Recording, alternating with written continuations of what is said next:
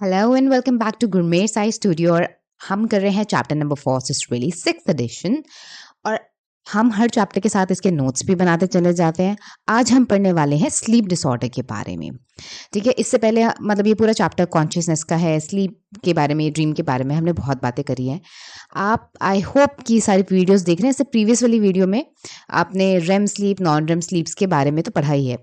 ओहो, आज हम जो पढ़ेंगे वो पढ़ेंगे हम स्लीप डिसऑर्डर्स के बारे में। स्लीप कितनी इंपॉर्टेंट है ये हम इससे प्रीवियस वीडियो में डिस्कस कर चुके हैं। So I hope you guys are ready with your notebook and your stationery to make notes, because मैं यहाँ आपको बनवाती हूँ easy, एकदम easy to the point notes, so that you don't have to go through the 800 pages of book जब आपको किसी entrance के लिए तैयारी करनी हो। नेक्स्ट टाइम जब आपको एंट्रेंस के लिए पढ़ना हो, सीधा अपने नोट्स उठाओ and you are good to go. You don't have to spend money and to buy notes and stuff like that.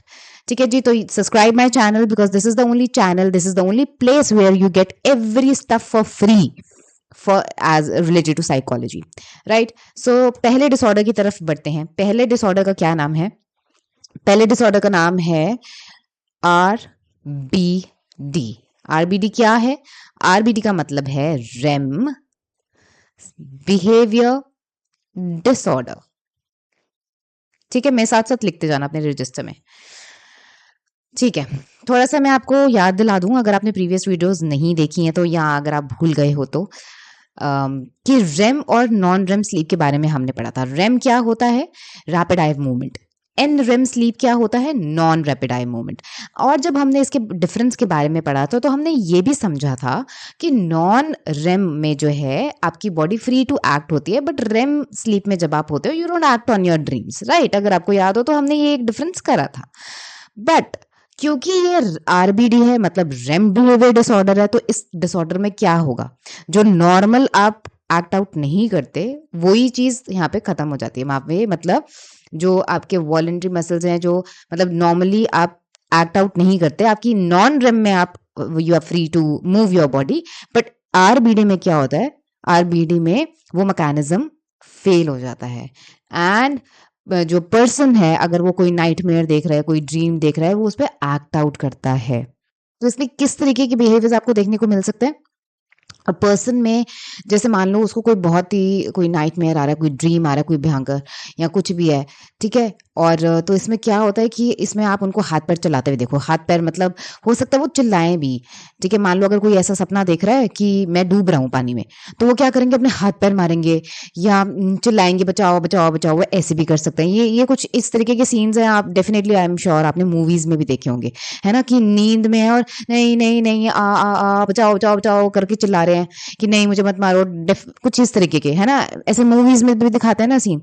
तो बेसिकली वो तो वन टाइम सीन दिखाते हैं, पर RBD when it is a disorder, ठीक है। तो जब हम डिसऑर्डर किसी चीज के लिए कह रहे हैं तो इट मीन्स ये रिपीटेड अकरेंस है। ठीक है, ऑलमोस्ट एवरी नाइट या जब भी उनको नाइट में जाते हैं तो वो इस तरीके से बिहेव करते हैं।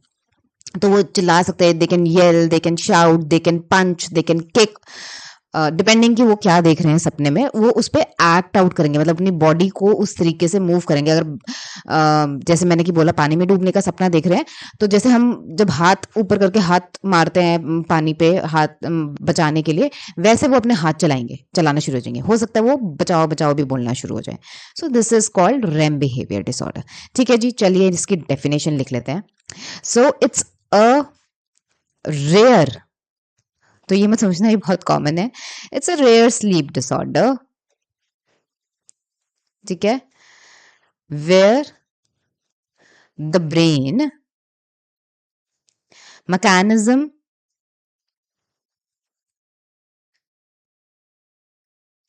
that normally inhibit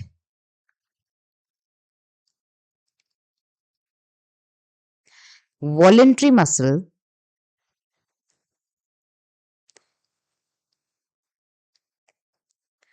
during voluntary muscles during REM sleep। अगर आपने अच्छे से प्रीवियस वीडियोस देखी होगी, you will understand what I am saying, वो तो आपको समझ ही आ गया होगा। So voluntary muscles during REM sleep जो होती हैं इसमें फेल हो जाती हैं। ठीक है, तो इसमें क्या कर सकते हैं पर्सन? जो पर्सन है, they may L, they may shout, they may scream, they may kick, they may punch and so on. ठीक है, एक्सेट्रा एक्सेट्रा वगैरह. ठीक है. एंड तो बेसिकली दे जो हैं दे मतलब यहाँ पे पर्सन के लिए they act out on nightmares. Nightmares क्या होते हैं? नाइटमेयर्स बड़े भयंकर टाइप के ड्रीम्स होते हैं, टेरिफाइंग. ऐसे ड्रीम्स जो आपको टेरिफाई कर देते हैं, जो आपको डरा देते हैं, वो होते हैं नाइटमेयर्स, जिसकी भी डेफिनेशन हम अभी थोड़ी देर में लिखेंगे. ठीक है.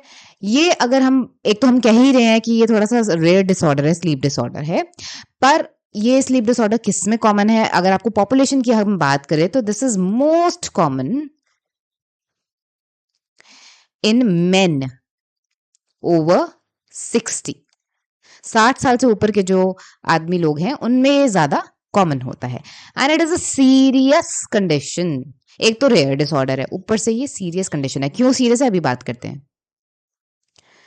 एक्चुअली मैं लिखना और बोलना दो काम इकट्ठे नहीं कर पाती. So once if I am writing, if I am speaking. Okay, so serious condition. Okay, serious condition क्यों है? Because it is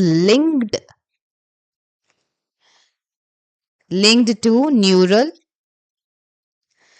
neural breakdown. Oh, neural breakdown.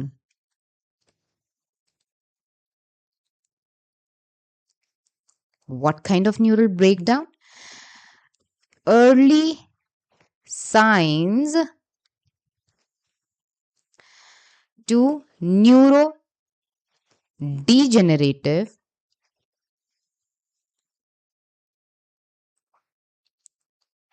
disease. Neurodegenerative diseases के बारे में पता है? न्यूरोडिजेनरेटिव डिसीज कौन सी होती हैं? Like Alzheimer and Parkinson. तो ये उसका प्रीकर्सर हो सकता है. So that is why we are saying कि ये सीरियस कंडीशन है. हम ऐसे बोल रहे हैं सीरियस कंडीशन क्योंकि एक तो मतलब ये अर्ली साइंस हो सकते हैं आपके न्यूरो जनरेटिव डिजीज के. तो 60 साल के ऊपर तो वैसी सेंसिटिविटी हो जाती है. और आजकल तो पहले वाला युग तो है नहीं कि 100 साल उम्र है लोगों की. ठीक है. तो अगर आप गूगल भी करोगे लाइफ एक्सपेक्टेंसी आई थिंक 70 है. पता नहीं 80 भी है कि नहीं है, बट आई थिंक 70 है life expectancy. You can Google it out कि ह्यूमन लाइफ एक्सपेक्टेंसी क्या है रेट. तो 70 है एज मतलब. और 60 में डेफिनेटली मतलब 60 के बाद यू मस्ट टेक केयर. हर चीज को आपको थोड़ा टेक केयर तो करना ही पड़ता है. ठीक है. तो अगर it is happen like one time कोई इमोशनल वो जैसा मतलब एक एपिसोड हुआ है, we can probably you can just ignore it. Not completely ignore it, but थोड़ा आपको अलर्ट रहना पड़ता है. बट हाँ, अगर ये रिपीटेड एपिसोड्स हो रहे हैं मतलब we need to see a doctor then. ठीक है. तो हम ये हो गया आरबीडी के बारे में. ठीक है. It's a rare sleep disorder है जिसमें इनहिबिट जो मैकेनिज्म होता है ब्रेन का कि वेयर वॉलेटरी मसल्स जो होते हैं वो फेल हो जाते हैं. जो ठीक है पर्सन जो है ये सब कर सकता है. मैन ओवर 60 में कौन है? सीरियस कंडीशन है, न्यूरल ब्रेकडाउन से लिंक्ड है, early signs of neuro degenerative disease में लेके अल्जाइमर्स और पार्किंसन. ठीक है. अब मैंने बोला था कि आपको मैं बताऊंगी नाइटमेयर्स के बारे में, कि उसकी भी डेफिनेशन लिखवा देती हूँ मैं एक बारी कि नाइटमेयर्स क्या होते हैं. सो चलो लिख लेते हैं नाइटमेयर्स. ठीक है. So they are basically bad dreams and they are often terrifying. ठीक है. उनको नाइटमेयर्स बोलते हैं.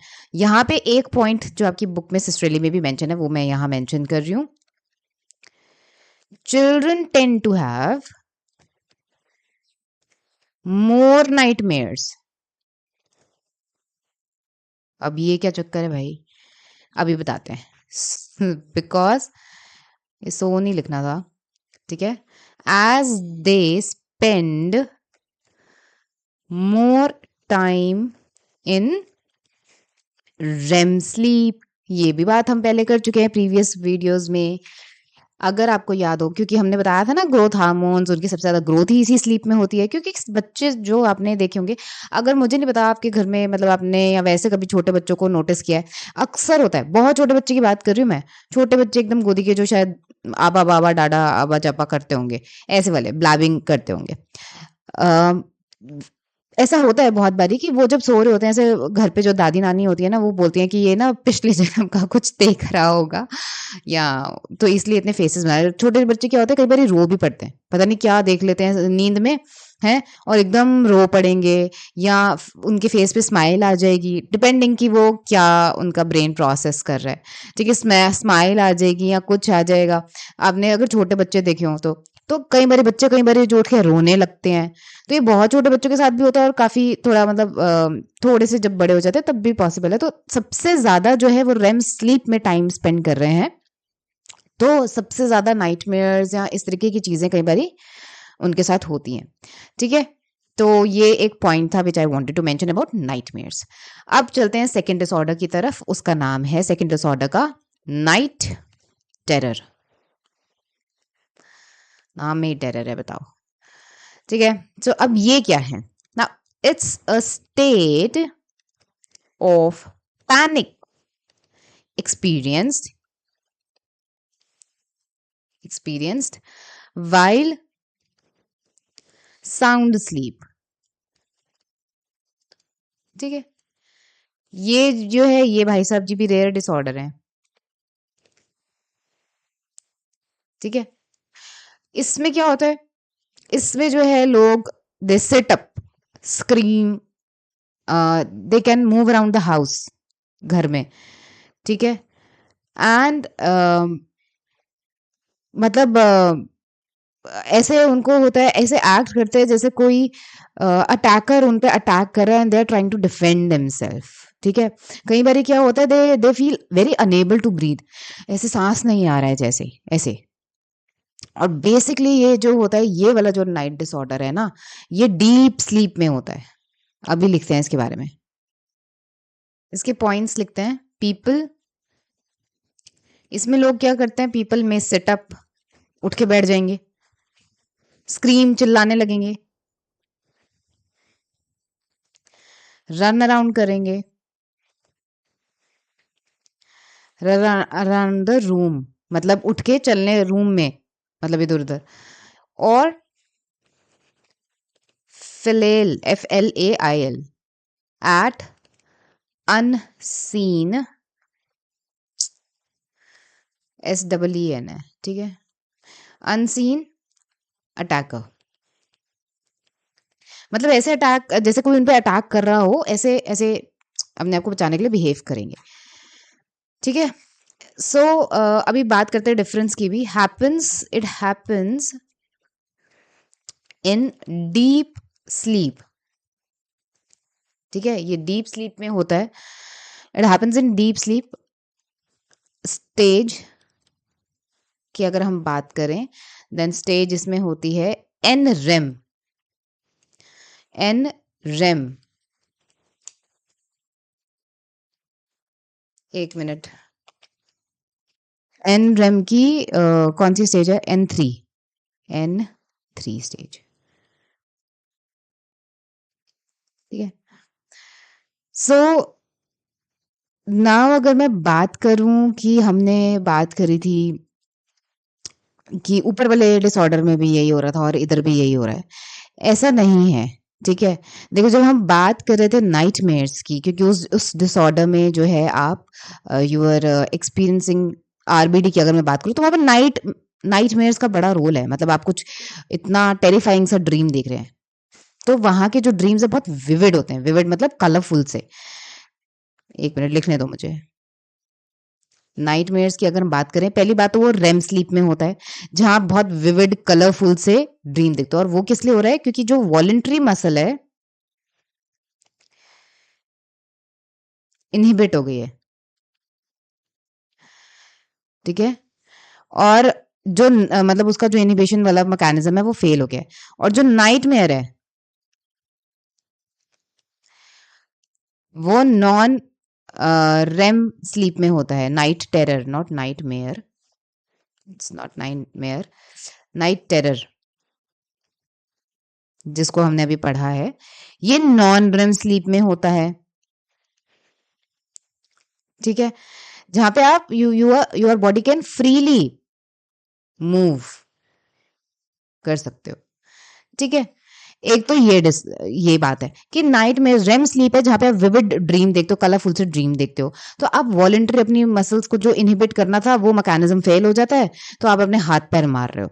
नाइट टेरर में क्या हो रहा है, नाइट टेरर में डीप स्लीप में हो आप, एंड रेम स्लीप के स्टेज 3 पे पहुंचे हुए हो आप, और फिर क्या हो रहा है, फिर आप जो है you are you can run around the house, you can just set up, you can scream, these kind of things you can do.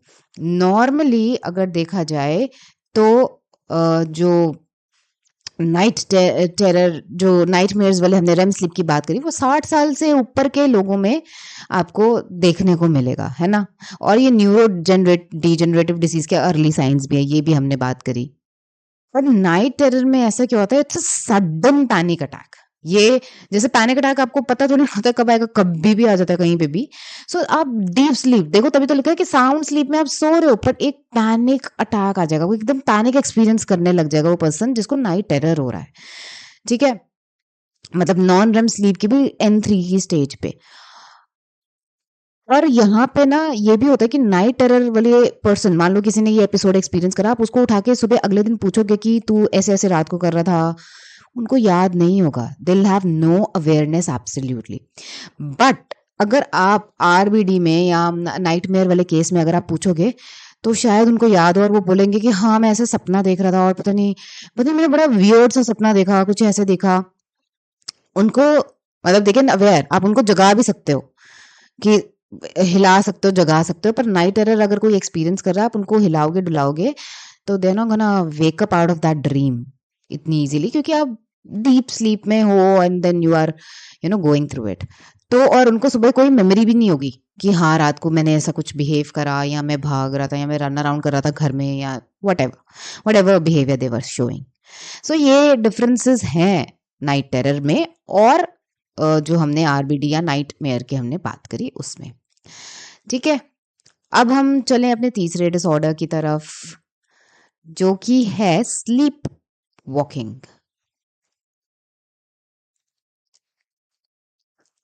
इसका एक और नाम है, वो लिख लो। इसका दूसरा नाम है सोमनैम्बुलिज्म, SOMNAM, सोमनैम्बुलिज्म, BULISM, सोमनैम्बुलिज्म। ठीक है जी। नाउ स्लीप वॉकिंग तो मतलब नाम से ही पता चल रहा है ना कि मतलब नींद में आप चल रहे हो, ये भी बहुत बारी वीडियोस में, टीवीज में दिखाया हुआ है। So it's an episode of moving, सो रहे हैं उठ के चलने लगे। ठीक है, मूविंग और walking around in deep sleep, again deep sleep. तो डीप स्लीप की क्या स्टेज है, वैसे तो आप मुझे कमेंट करके बता सकते हो। ठीक है, अब हमने अभी बात करा डीप स्लीप की स्टेज कौन सी है, फिर भी मैं लिख देती हूँ, चलो N3 of non REM sleep. ठीक है, क्योंकि आपको नोट्स बनवा रही हूँ तो मेरा फर्ज बनता है कि मैं यहाँ पे लिखूँ, तो इसलिए मैंने लिख दिया है। अगर आप नोट्स में नहीं लिखेंगे तो फिर गड़बड़ हो जाएगा। चलिए, यहाँ पे क्या होता है कि there is no memory of episode. इसमें भी पर्सन को कोई EPSIOD, पहले मैं लिख लूँ, एपिसोड का कोई मेमोरी नहीं होता कि रात को उठ के मैं चलते चलते कहाँ पहुंच गया, सुबह उठे तो अरे घर के बाहर ही पहुंचे हुए थे, अगर घर को ठीक से लॉक नहीं किया तो। उसके बारे में बात करते हैं कि how it is so challenging. So it में people can people starts to walk, they can even eat. नींद में उठे हैं, किचन में गए हैं, कपड़े कपड़े कुछ खाने लगे, उनका कुछ फेवरेट है या नहीं है या जो भी है, तो ये भी हो सकता है। और they can even attempt to drive a car. This is very risky, किसी को पता ही नहीं है नींद में कार चला रहे हैं। ठीक है, सो इसके लिए बहुत ज्यादा मतलब आपको सतर्क रहना पड़ता है, बहुत अलर्ट और अवेयर रहना पड़ता है। They may also accidentally accidentally hurt themselves, क्योंकि आंखें तो बंद है ना यार, मतलब आंखें तो बंद है, आपको कुछ दिख तो रहा नहीं है, आप चलते चलते ठोकर लग गई, कुछ लग गया, जाके दीवार में सर मार दिया चलते चलते तो लग सकता है, या ठोकर लग गई गिर गए लग सकता है। तो इसके लिए ना ये you have to do some precautions. क्या प्रिकॉशंस लेने हैं हमें? एक तो क्लियर फ्लोर होना चाहिए, कोई उस पे कांच टूटा हुआ है, कुछ गिरा हुआ है जो पैर में चुभ जाए, या इस तरीके से, मतलब इस तरीके से कोई चीज नहीं होनी चाहिए, या कोई ऑब्स्टेकल नहीं होना चाहिए जिनके साथ ये इश्यूज हैं उस घर में, तो डेफिनेटली। और you must you know lock locks on the door होने चाहिए जो इजीली भी खुल ना सके, क्योंकि ये लोग नींद में चलते चलते दरवाजे खोल लेते हैं। जब बंदा नींद में खा सकता है, नींद में है, आंखें बंद है, दिख कुछ रहा नहीं है, चला फ्रिज किचन में चला गया, है ना, फ्रिज खोल लिया, कुछ खाने बैठ गए, या गाड़ी और आप बोलोगे ये सब कैसे हो रहा है? देखो, आप रोज आपके घर में अगर लाइट भी चली जाए, मान लो एकदम से रात का टाइम है, अचानक से लाइट चली जाए, आपके माइंड में इमीडिएटली, आप बेड पे भी बैठे हो तो इमीडिएटली आपके माइंड में एक पिक्चर बन जाती है कि किस साइड पे कौन सी चीज रखी है, मेरा बेड कहाँ रखा है, मेरा सोफा कहाँ रखा है, ड्रेसिंग टेबल कहाँ रखा है, स्टडी टेबल कहाँ रखा है। इतना तो आपको जहन में होता है, और क्योंकि it is happening in deep sleep, okay, so definitely जो पर्सन है उसको अपने घर के सामान का पता होता है, कौन सी चीज कहाँ रखे क्या। पर ऑब्वियसली इतना, क्योंकि आंखें खोल के तो नहीं चल रहे, तो ठोकर खाने के चांसेस है सेम। जैसे आप ये मान लो कि लाइट चली गई, गुप अंधेरा है एकदम, आपको जिसको बोलते हैं ना हाथ को हाथ नहीं दिखाई दे रहा, इतना अंधेरा है ना, और लेकिन फिर भी आपके मेमोरी में आपके माइंड में एक लेआउट होता है, आपके आपके घर का नक्शे का, आपका उस रूम का एक लेआउट होगा कि मैं कहाँ कौन सी चीज रखी है, ठीक है। तो वैसे ही कुछ सीन होता है स्लीप वॉकिंग में, उस पर्सन वो डीप स्लीप में है, उसकी आंखें बंद है, लेकिन तो आंखें बंद को वो अंधेरे से कंपेयर कर लो आप, वैसे ही सीन है, लेकिन एक मेमोरी में, उसकी मेमोरी में लेआउट तो है ही ना। एक मिनट, बाहर से बड़ा शोर आ रहा है, पता नहीं आपको सुनाई दे रहा है कि नहीं आ रहा है, बट यहाँ पे हो रहा है। तो मैं क्या बोल रही थी कि क्या कहते हैं, यहाँ पर भी सेम सीन होता है, ठीक है, आंखें बंद है, लेकिन एक मेमोरी में लेआउट है पर्सन के कि कैसा है लेआउट मेरे घर का, तो इसलिए this is how eating is also possible. नहीं तो फ्रिज, दिस इज हाउ वो किचन में चले जाते हैं, फ्रिज खोल लेते हैं, और जो भी हाथ में आया कच्चा पक्का सामान जो भी रखा है, ठीक है, वो खाने लगते हैं, तो वो भी हो जाता है। And attempting to drive a car is very very risky. अगर कोई व्हीकल की चाबी उनके हाथ में आ गई, ठीक है, उठ उठ के जाने लगे कि भैया ऑफिस का टाइम हो गया, मैं तो ऑफिस जा रहा हूँ या कहीं भी जा रहा हूँ, वट एवर। इसमें भी अगर आप पर्सन को जगा के मतलब नेक्स्ट डे अगर पूछेंगे कि भाई तुम ऐसे कर रहे थे, तुम वैसे कर रहे थे, तो उनको याद नहीं होता। और इसमें ये भी बात है कि जरूरी नहीं है कि वो आउट ऑफ टेरर, नाइटमेयर, कुछ इस तरीके से एक्ट कर रहे हैं, ऐसा कुछ नहीं है। लेकिन नॉर्मल अपना जरूरी, मतलब ऐसा नहीं है कि इसमें टेरर है, कोई नाइटमेयर है, कोई विविड ड्रीम है, कोई कोई भयंकर सपना देख लिया है और वो ऐसे, तो इसमें नहीं है, ऐसा कुछ नहीं है। अब जो पर्सन खाना खाने बैठ गया है, वो उसको पता नहीं कौन सी दावत उड़ा रहा है वो सपने में, ठीक है, तो कुछ भी तो ये दीज आर द थिंग्स जो डिफरेंशिएट करती हैं, ठीक है जी। अब हम बात करते हैं इंसोमेनिया के बारे में। मैं काउंटिंग ही भूल गई कौन सा वाला डिसऑर्डर है, कौन से नंबर का, बट आपको तो याद होगा, फिफ्थ है या जो भी है, ठीक है। इंसोमेनिया, इंसोमेनिया क्या है? इट इज एन पहले डेफिनेशन लिख लेते हैं। It is an inability to get up, to get to, not get up, sorry, ठीक है, inability to get to sleep, stay sleep, inability to get to sleep, comma, stay asleep, or get and to get quality sleep.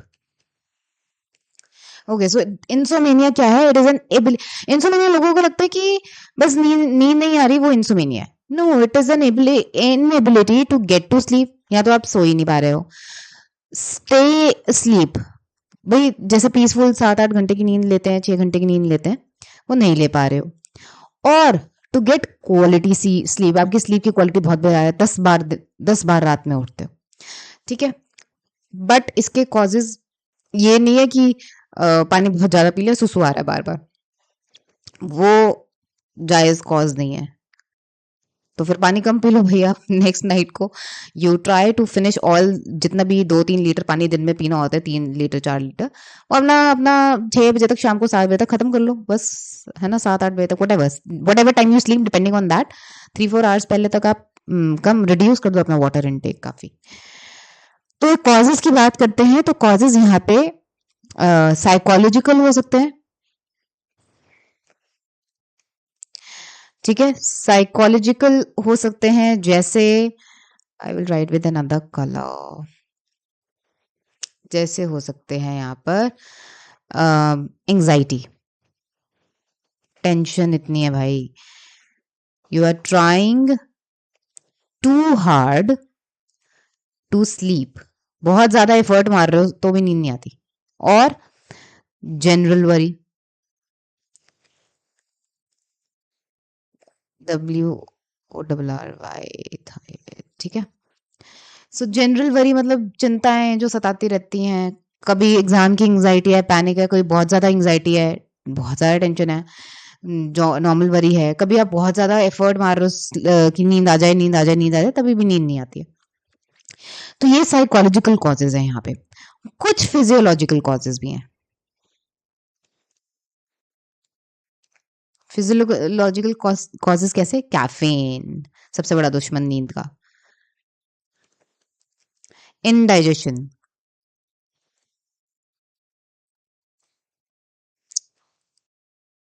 और x, ACHES, x and pains, हाय मेरे गुड्डे तो उसकी वजह से भी हो सकता है।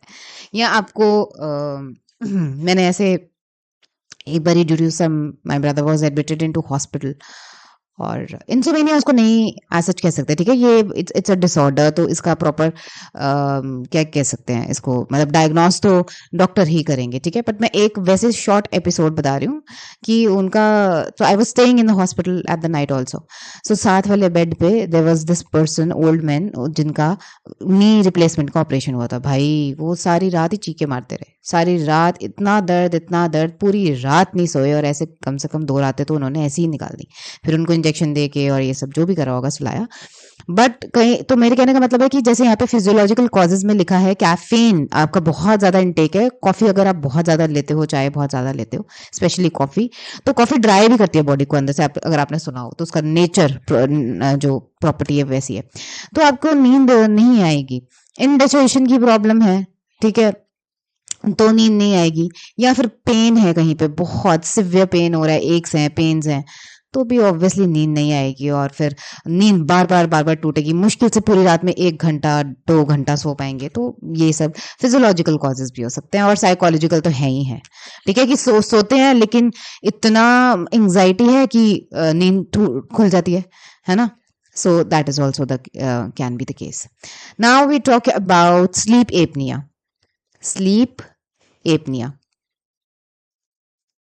इसके बाद आपका एक डिसऑर्डर हो रहा है, चिंता मत करो, मेरे को, मैं जब पढ़ा रही होती हूँ ना, मैं टाइम देखना बिल्कुल भूल ही जाती हूँ, और मुझे ऐसे लगता है कि एकदम जैसे I am taking a live class, तो मैं बिल्कुल वैसे ही पढ़ाती हूँ तो वीडियोस लंबी हो जाती हैं, तो यार मतलब समझाने की वजह से हो जाती हैं। चलो इसके आगे लिखते हैं, सीरियस प्रॉब्लम है ये, वो यहीं पे लिख लो आप, सीरियस मतलब रियली सीरियस, अभी बात करेंगे। तो इसमें क्या होता है अभी आपको पता चलेगा, सीरियस में क्यों कह रही हूँ, because person stops breathing, oh my god, for a second or more,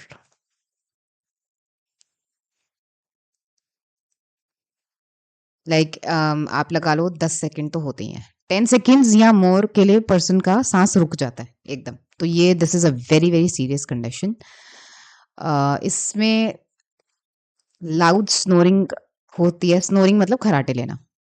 loud snoring होती है। उसके बाद साइलेंस आ जाता है। Then gasping. गैस्पिंग मतलब ऐसे, मतलब सांस के लिए, ठीक है, वो गैस्पिंग होती है। एपनिया जो वर्ड है ना, एपनिया, इसका मतलब मैं कहाँ लिखूं, इसका मतलब यहाँ लिख देती हूँ। इसका मतलब ही होता है विदाउट ब्रेथ। ठीक है। इट कैन, नेक्स्ट पॉइंट है ये, it can cause heart problem,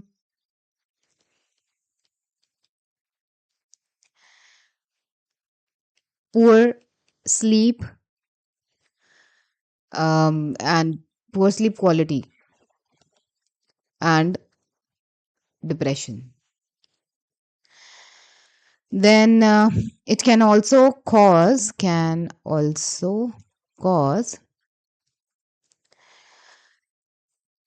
hypnopompic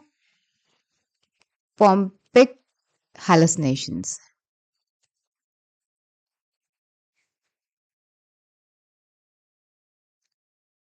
ठीक है।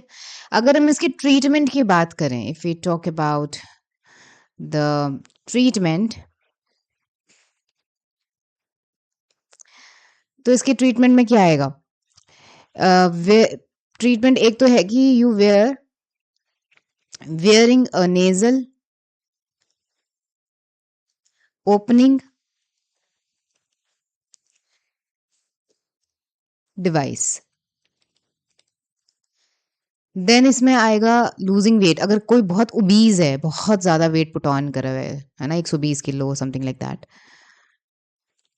देन वो भी आप अपना जो एक्स्ट्रा वेट है you shed out that. Then उसके बाद आता है नेजल स्प्रे।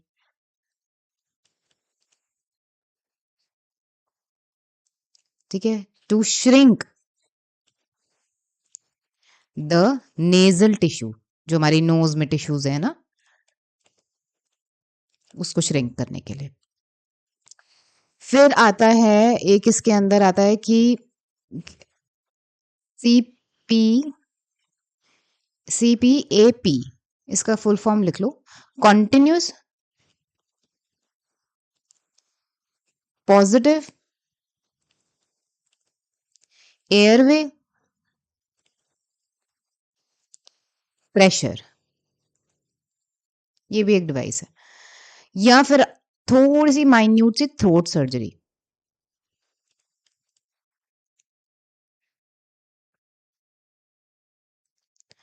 जिसमें क्या होता है, रिमूव करते हैं uvula, UVULA and soft tissues surrounding it. So आपके थ्रोट में यूव्यूला क्या होता है, अगर आप कभी शीशे के आगे खड़े होकर अपनी टंग पूरी पुल आउट करो तो बैक ऑफ द थ्रोट में एक छोटा सा कुछ हैंगिंग पार्ट दिखता है ना, वो होता है यूव्यूला। उसको रिमूव करते हैं सर्जरी के थ्रू, तो फिर ये स्लीप एपनिया की प्रॉब्लम जो है रिड्यूस हो जाती है, खत्म हो जाती है। सो ये सारे ट्रीटमेंट्स हैं इसके जो हम दे सकते हैं, और आपको पता चल गया ये सीरियस कंडीशन हम इसको क्यों क्यों कह रहे थे। ठीक है, स्लीप एपनिया को। अब और वैसे जो ऑस्ट्रेलिया की बुक में एक पॉइंट मैं बता देती हूँ, वैसे सिर्फ इन्फॉर्मेशन के लिए, कि बहुत सारे जो बच्चे भी हैं, कई बार छोटे बच्चे, उनको फिगर आउट नहीं हो पाता है, मतलब जो बात नहीं कर सकते भी, बहुत छोटे बच्चे, तो sometimes they die because of sleep apnea, और पता ही नहीं होता हमें कि वो स्लीप एपनिया की वजह से मर गए हैं, क्योंकि वो इतने छोटे होते हैं कि वो बता नहीं सकते कोई भी बात। अभी I am talking about very like months वाले किड्स, जो मंथ्स में जिनका है, मतलब फ्यू मंथ्स, तो दे डाई, है ना।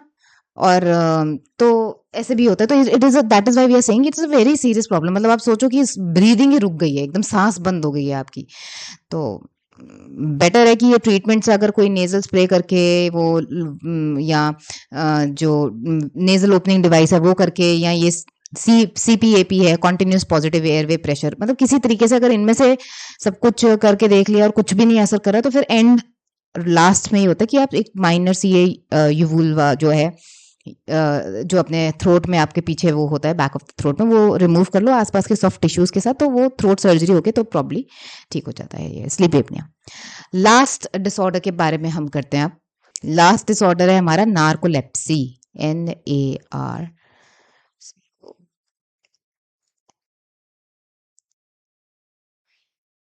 ये ई है, ठीक है, PSY, नार्कोलेप्सी। ना नार्कोलेप्सी क्या होता है?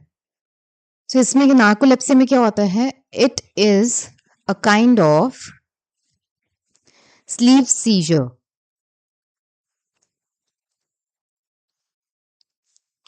इसमें क्या होता है, person slip suddenly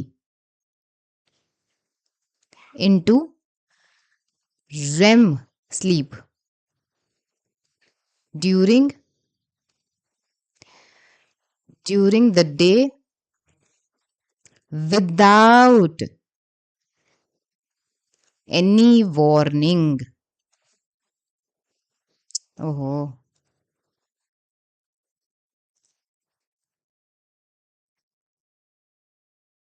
without any warning. So this is basically, अगर हम बात करें तो it is triggered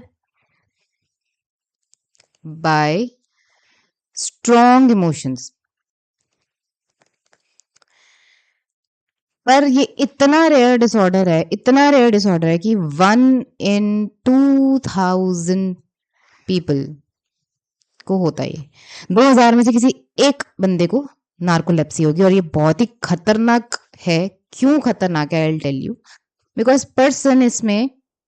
person falls asleep at inappropriate times and in inappropriate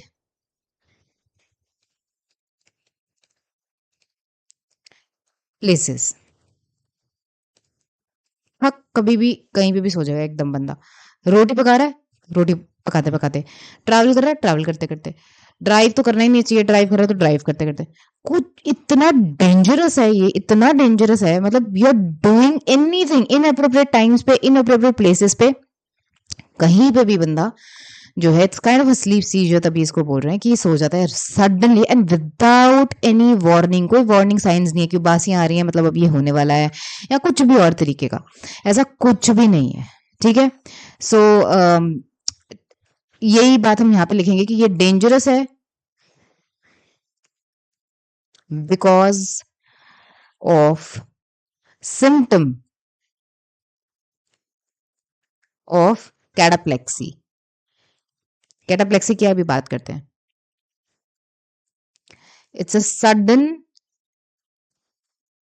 loss of muscle tone. Loss of muscle tone का क्या मतलब है कि एकदम से जैसे हेड जो है एकदम से ऐसे बिल्कुल ही जैसे गर्दन लटक सी जाती है ना, ऐसे बिल्कुल हेड में, या नीज एकदम से बेंड होके, मतलब जैसे मसल, तो एकदम से मसल टोन लूज हो जाती है आपकी, जैसे स्लीप में एकदम बॉडी रिलैक्स हो जाती है, तो ऐसे एकदम से मसल टोन आपकी लूज हो जाती है, loss of sudden muscle tone हो जाता है। सो this is very very very dangerous. मतलब ये तो अगर आप जस्ट इमेजिन, अगर कोई खाना पका रहा है, कोई गरम गरम आसपास बर्तन है, कुछ है, वहां कोई काम कर रहा है, सडनली कोई, so it's a very dangerous thing. इसका एग्जैक्ट कॉज क्या है वो तो पता नहीं लग पाया है अभी तक, और ये 2000 में से किसी एक पर्सन को होती है, ठीक है। मैंने सुना है, ठीक है, मैंने किसी से सुना था, किसी एक पर्सन के बारे में, उन लेडी को ये था। तो ये किस पॉपुलेशन में ज़्यादा है, क्या है, ये तो उस ऑस्ट्रेलिया में ये सब कुछ नहीं दिया हुआ है। बट नार्कोलेप्सी और स्लीप एपनिया दोनों ही बहुत ही खतरनाक चीज़ें हैं। जो आपके सिसरेली से मैंने यहाँ पर एक टेबल लिया है वो ये है। ये टेबल आप अपने वीडियो को पॉज करके ड्रॉ कर लेना अपने रजिस्टर में, ठीक है। यहाँ पे नेम ऑफ द डिसऑर्डर्स दिए हुए हैं और प्राइमरी उनके जो सिम्टम्स हैं वो दिए हुए हैं, ठीक है। ये सिसरेली में भी दिया हुआ है और मैंने यहाँ पे आपके लिए कॉपी पेस्ट कर दिया है। आप इसको अच्छे से ड्रॉ कर लेना। इट्स जस्ट एकदम से आपको देखने में आसानी होगी। और एक टेबल मैंने आपका एक्सक्यूज मी सॉरी एक टेबल मैंने आपके लिए बनाया है ये की differentiation by sleep stage. Sleep stages के हिसाब से जैसे नाइटमेयर है वो रेम स्लीप में होते हैं, नाइट टेरर और स्लीप वॉकिंग डीप स्लीप में होती है, एनरेम में स्टेज 3 में। नार्कोलेप्सी की अगर बात करें तो सडन रेम इंस्टीट्यूशन होने लगते हैं। इंसोमेनिया की बात करें तो डिफिकल्टी इनिशिएटिंग स्लीप होती है या मेंटेनिंग स्लीप होती है। स्लीप एपनिया की बात करें तो ब्रीदिंग स्टॉप हो जाती है during sleep. This I made for you कि स्लीप स्टेजेस के हिसाब से आपको एक डिफरेंट पॉइंट नजर आ जाए, तो ये भी आप वीडियो को पॉज करके इसको आप लिख सकते हैं। ठीक है, तो ये था आपके लिए आज का वीडियो। आई होप दैट आपने नोट्स बनाए होंगे, आपको अच्छा लगा होगा, चीज़ें समझ आई होंगी। एंड मैं थैंक यू करना चाहूँगी वन पर्सन का, which is Tanuja, if I am not wrong. ठीक है, तो उन्होंने मुझे कमेंट करके बताया कि वो पढ़ती हैं और नोट्स बनाती हैं, तो बहुत अच्छा लगा आपका मैसेज पढ़ के। ठीक है, एंड मैं सब कमेंट्स पढ़ती हूँ, तो डेफिनेटली आई मीन अच्छा लगता है बात करके, और ये जब पता चलता है कि पीपल आर स्टडिंग एंड आपकी मेहनत वेस्ट नहीं जा रही है। अभी थोड़ा नवरात्र का टाइम चल रहा है, इसलिए थोड़ा ऊपर नीचे हो गया मेरा स्केड्यूल, सो उसके लिए I am very very sorry, but या ठीक है, उस thank you for supporting me and please giving me your love. और बात बात करते रहा करो यार, मतलब बताते रहा करो नोट्स वोट्स का या वैसे भी कुछ भी, है ना। How do you find this video and how do you come across the channel or whatever. So I'll see you next time in the next video.